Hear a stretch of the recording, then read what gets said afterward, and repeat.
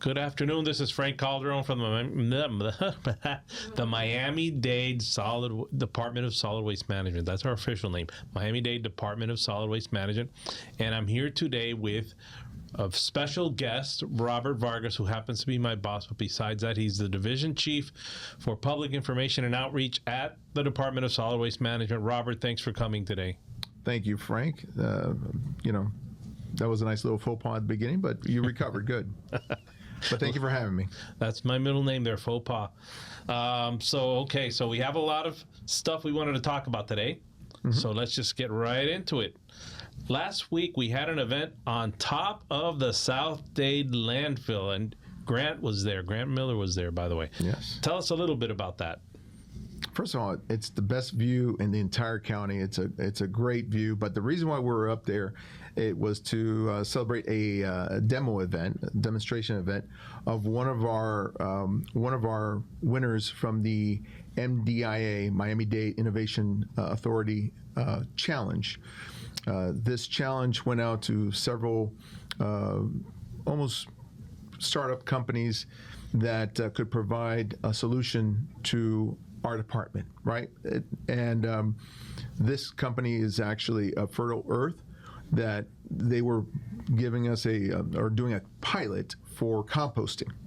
So they were showing what they could do and maybe offer in the future to our department and to our county residents.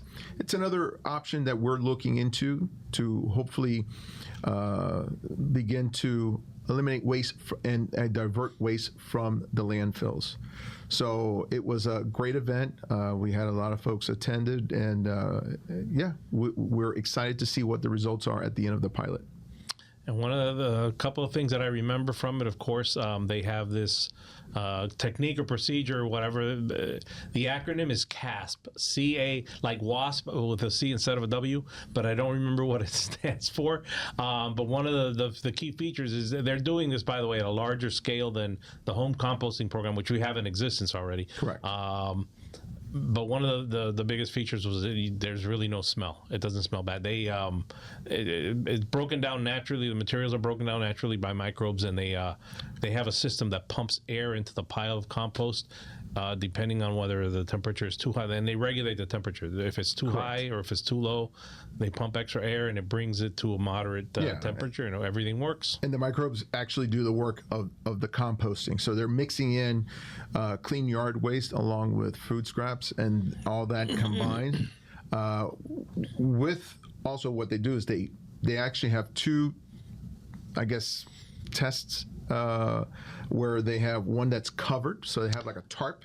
Correct. To maintain all that air and the microbes to let it work. And then they have one that's uncovered to see which one works better. Correct. Yeah. So again, it's exciting. And one of the things that even Grant brought up, you would think being on top of the landfill and with all those food scraps and that there would be a lot of, like, the odor would be bad.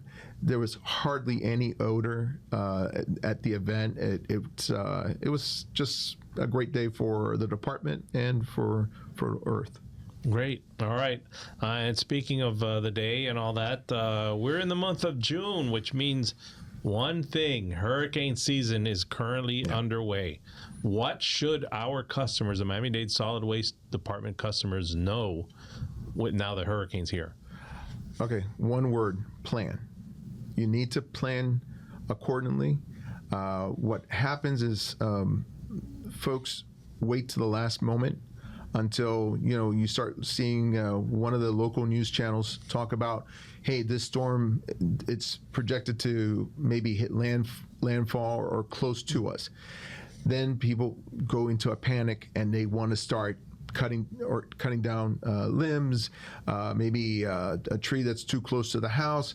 They start doing it last minute, and that's where people get caught in that situation where we may not be able to get to your request right away.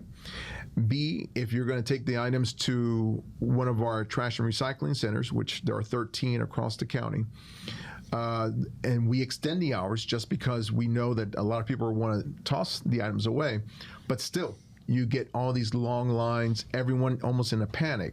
So if you plan accordingly and you do it ahead of time, you can avoid all these headaches, the unnecessary stress. So the way it works is whenever you're ready to start doing all these tree trimmings and all, we schedule our bulkies by appointment. So you know the day that we're going to go by and pick up these items. So basically, you can go to either 311 or go to the app or the website, or to the website. Thank you, and go ahead, enter the information, what you want picked up, where it's, what portion of the house, if it's going to be in the front or in the side, if it's a corner property, wherever the site's going to be, and then describe the items that are going to be out there, and then you get to select the date. And there's a set number of appointments available per day. And once you do that, you just wait and we'll go out there. Now, the important thing is you can't put the items right away. You have to wait 3 days before the actual due date. But by doing this, you're gonna help yourself to clear off any possible hazards in the area. In addition, for those folks that want to procrastinate and wait till the last minute, we stop doing pickups until winds get up to about 35 miles an hour. Is it 30 or 35? 35, I believe. Okay. So once we stop, then again, that's where the panic ensues. So, and we will tell people either get it to the trash and recycling center or bunker it down. Just put it back in the yard, put it somewhere that's safe where it does not become a flying projectile and damage personal property or even more importantly, people. So. Yeah, one thing to note with the appointment system now is you can see the days that are available in advance. Yeah. And, human nature being what it is, as the storm starts getting close or whatever, possibly threatened, you're going to see those appointments the days available are going to be further and further in the future and potentially beyond, like after. And that's not going to do you any good. That's why we tell you to do this now, do it in advance. I mean, we tell you preferably before hurricane season even starts. Exactly. To go ahead and schedule your bulky. If you know there's a tree that's hanging really weird and is like right above where your car's parked or even above your roof, the time to have done it was before hurricane season. The second best time, I would say, is now that there's nothing for the next 7 days foreseeable, and check to see what how far the appointment days go, because they can go fast, especially as a storm approaches, and they can only do so many per day. And one thing is that they'll probably work a little bit longer as the storm gets closer, so they can get more piles. But once it gets dark, they can't work because they can't see what they're doing. It's a hazard. There could be electrical lines or whatever above them they can't see. And if the vehicle gets too close, the crane arm goes up too high and it gets too close, you can actually have an electrical arc, and it can cause all kinds of problems. So those are things to think about when you're. That's why we tell you get it done before the season starts. Yes. All right. Well, speaking of seasons, it's not only hurricane season, it's a lot of seasons going on at the same time. We had joy, we had fun. So it's the hot and rainy season. Yeah. Yes, season and sun. Hot and the rainy season. Notice I didn't say mosquito season, because we know mosquitoes are a year-round issue, a year-round problem that we don't like having. But they do tend to be more active when it's hot and wet outside, which this is the time of year when it's hot and wet outside a lot. So tell us a little bit about what the department does and what residents can do to fight the bite. Well, one of the sounds of summer is that preceded by the trying to kill that mosquito there. So yes, this is the time of year where just after this weekend. At my house, everything was fine until you had the rain, like a passing rainstorm. When we walked out, we got attacked by mosquitoes. So that is something that, when you're at your home, you need to be vigilant to anything that could contain water.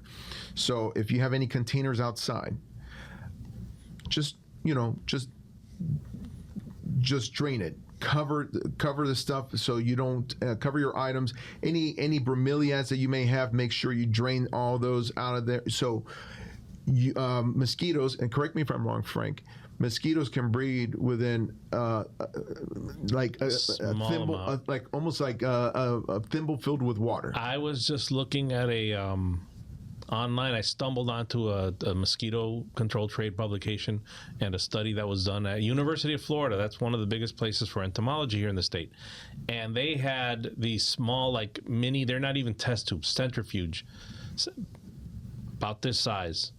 And they found that Aedes aegypti specifically, which is the container mosquito, which is the one that spreads all the wonderful diseases, Zika, yellow fever, dengue, chikungunya, loves to breed inside the smallest possible container. I mean, these things are ridiculously small. Like, think of a test tube cut like in a third, not even half, but a third. About this size, maybe about 1.5 inches long and like 1/2 inch wide. Yeah, that's it. They actually preferred. So yeah, they can breed in very, very small containers. So you just gotta make sure. Just take a walk outside in your backyard. Look for any containers that is containing water. Toss it. Get rid of it, because again, if it stay there, it takes about them to 2-3 days. When it's really warm, five days, but it takes about a week. But when it's really warm, it can be as short as 5 days. It's 5 days. From the time the egg hatches till the time you get mosquitoes that can bite you. So it is important because, again, right now, our mosquito control team is getting inundated by phone calls, by service requests, people complaining of the mosquito nuisance right now. So it's important to take the steps to make sure that these problems can go away, or at least you can reduce them. Reduce it, right? You can't eliminate completely, but you can reduce. Correct. Now, when you go outside, I know we live in South Florida. I know we love the sun and fun, right? But when you go out, it's being very important to have like long sleeve shirts, loosely fit, loose fitting pants, long pants. Just cover yourself up. Use repellent. DEET. Picaridin. My favorite is picaridin because you can actually spray it on clothes and it doesn't stain the clothing. That doesn't damage the clothing. And there are other types of repellents that will help. IR 3535, and the other one is lemon oil of eucalyptus. Correct. So those are things that you should do every day. We wake up, have breakfast, do all the necessities of it on a daily basis. Same thing with trying to deal with the mosquito problem that we have down here. So, just be vigilant. Again, drain and cover, and use a lot of repellent. Yeah, when we were at the event this past week, the one at the South Lake landfill, which happens to be next to or close to a saltwater marsh where a lot of saltwater marsh mosquitoes can breed, and they're very aggressive mosquitoes, and they fly, and the wind carries them a long distance or whatever. I put on picaridin, nothing repellent, and nothing. Didn't get a single bite. Yeah. Knock on wood. Knock on wood. All right. One other thing you do, by the way, you mentioned bromeliads. One other thing that residents can do is you can buy mosquito dunks. There's this substance called BTI that's the active ingredient in mosquito dunks. Correct. It's a natural substance. It's a bacteria that will only affect mosquito larvae and black fly larvae. Won't harm anything else. They sell it commercially. They sell these little bits called mosquito bits. The same company sells them. I'm not trying to plug any particular company, but it's a very handy item that you can use. And every couple of weeks you put some in your bromeliads, and you'll be good to go to kill the mosquito larvae without any issues. Good point. All right, moving along from mosquitoes and mosquito season and hurricane season and hot rainy season. Now we have holiday season. Well, not the holidays, but we have a couple holidays coming up. Yeah. There's a big one coming up, and it's one of only 3 holidays where we don't pick up garbage and where our facilities are closed. So tell us about that. Well, The three that we do not work at all, basically, is Christmas Day, MLK Day, and 4th of July.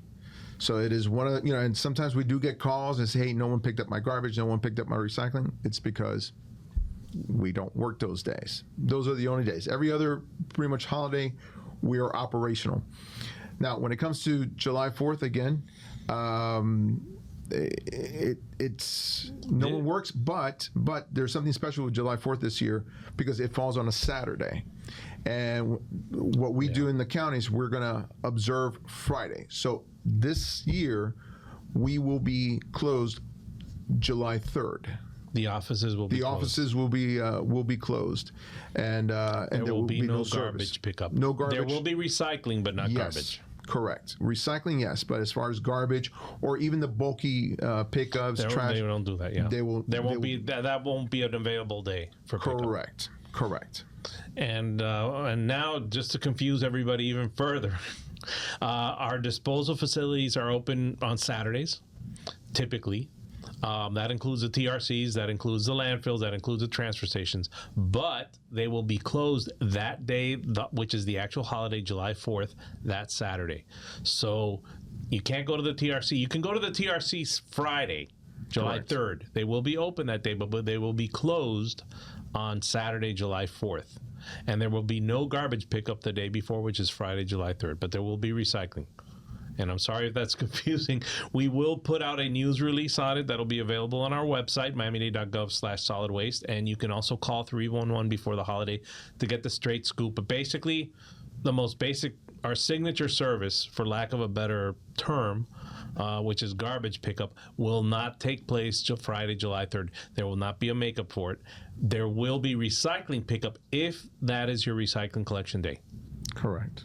So Remember, it's only the services. The reason why we observe that Friday is because garbage, trash, those are services that we only do on weekdays. The trash and recycling center, the transfer center, the transfer station, even the landfill, these are areas that work 7 days a week. Yeah. So. All right. And of course, 4th of July, as we know, that's a big day for two things, barbecues and fireworks. Yes. So, safety first, though. So what should people do? What are the do's and don'ts for safe disposal of old barbecue charcoal briquettes and fireworks, old fireworks? Well, let's start with the don'ts. Don't put fireworks or charcoal in the cart. Even when you think it's off, you don't put it in there because there's still remnants in there that it's still hot. Our carts, the largest size, which is a 96-gallon cart, I would say about this high, approximately. And I remember one July 4th where someone had put what they thought were extinguished fireworks into the cart. The cart actually ended up, let's just say this is the ground, it actually ended up about this high. It looked like a couple of feet. It was like a fried plantain. It was like very, very thin. Yikes. So, and when that happens, when it's really because of the property owner who actually tossed that in, and they were guilty of, damaging the cart, we won't replace it. Well, we'll replace it, but with a fee. Yeah. I believe it's $70-something. It's 75, something like that. Something to around that amount. So what we recommend, at least what I do personally, is when I go ahead and do the fireworks, when we're done, I get all the fireworks, put it in a bucket full of water, and just let it soak for a while. And I just let it be there for maybe an hour or so, and then later on I'll toss it. But charcoal, please do not. Same thing. Just keep it in a bucket of water, and then eventually you can toss it into the container. Yeah, the containers are made of plastic, so they will melt. We have witnessed Many melted plastic carts Yeah. because of fireworks. Yeah, heat and plastic don't mix in that sense. Exactly. When it comes to carts. So There you go. All right. So we do have another holiday that's coming up more immediately than the July 4th. Juneteenth, which is next Friday. Yep. Tell us a little bit about that. That one's a little bit different than July 4th. Correct. For us, anyway. For us. When it comes to Juneteenth, our administrative offices will be closed that day. But when it comes to garbage, trash service, our facilities, trash and recycling centers, landfills, etc., everything else will be as scheduled, regular schedule, like a normal day.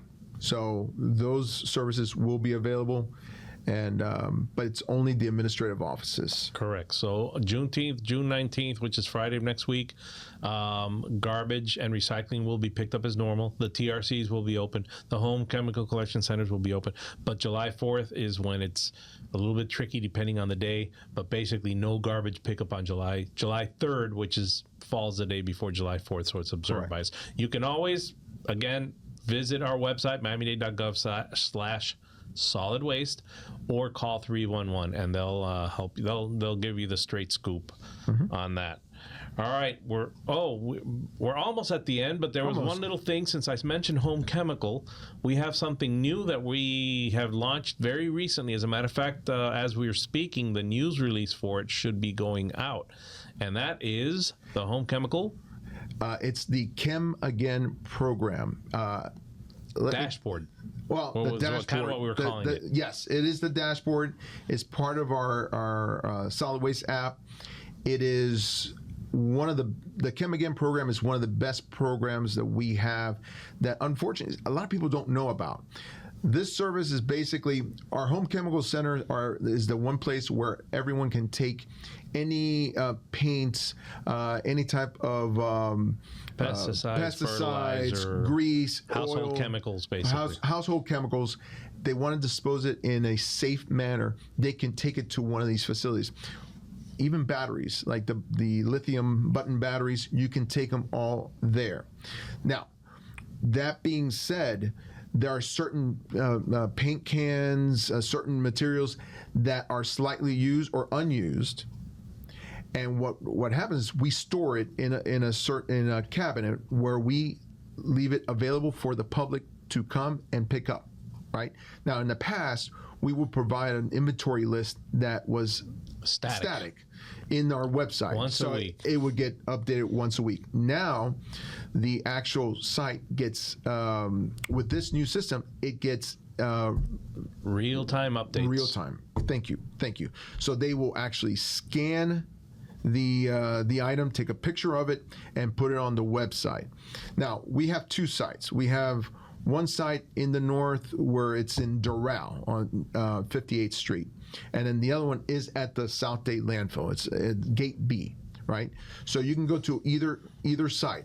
Now, the idea with this system, basically, or this dashboard, you can actually take a look. If you live far away, you can actually take a look and see what's there at that point in time. So at least you don't make a waste. Now, there's no guarantee that the item will be there because someone else might get there and take it. But at least you have a better idea. Yeah, with the real time, it should theoretically be there. If somebody comes and takes it, they scan it out. Correct. So, but at least you have a chance. It's not like when we put a static list up for a week and, you know, it's Friday, they put it up on Monday, and you're like, oh, maybe they have these chlorine pool tablets, which are a high value item that everybody loves. Maybe they still have them, and you drive all the way there, and then they don't. They don't. Right. Now you'll see it on the app. You'll see, or you can see it in the app, in our app, MDC Solid Waste app, or you can see it online on our website, miamidade.gov/solid waste, and see, oh yeah, they still have this item. I can go there and pick it up, and you know. And with that same app, not only can you view that information, but you can also request your bulkies. You can also request your mosquito control inspections. So there's a lot of things that are available at that app.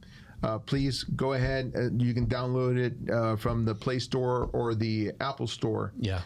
In case you have Android or Apple. All right, Robert, we're at the end of our time, pretty much. I want to thank you again for being here. Thank you for having me. Basically, all right, if somebody wants a mosquito control inspection, where could they go? And they can go to the website, miamidade.gov/mosquito, or they can go to the 311 or call 311. They can go to the website to request that inspection, or they can use the app. Yeah. And for solid waste, on the solid waste side, where can they go? For the solid waste, as far as to get information on social media? Or whatever, yeah. Okay, social media will be at Miami-Dade Solid Waste, and that will be on Facebook and Instagram, and Miami-Dade SWM for X. On X, formerly Twitter. And for mosquito control, for our social media on mosquito control, all three of those sites you can go. It's the same handle, 305 mosquito, and also of course we have our website, miamidade.gov/solid waste for information. Robert, thanks again for coming. Thanks, Frank. And thank you, community newspapers. Thanks to Michael. Thanks to Grant. And I never remember that saying that he has about don't be the last person to, when you're hugging, don't be the last person to stop hugging. I'll have to write it down for next time and just try to remember it. All right. Thanks again. Thank you.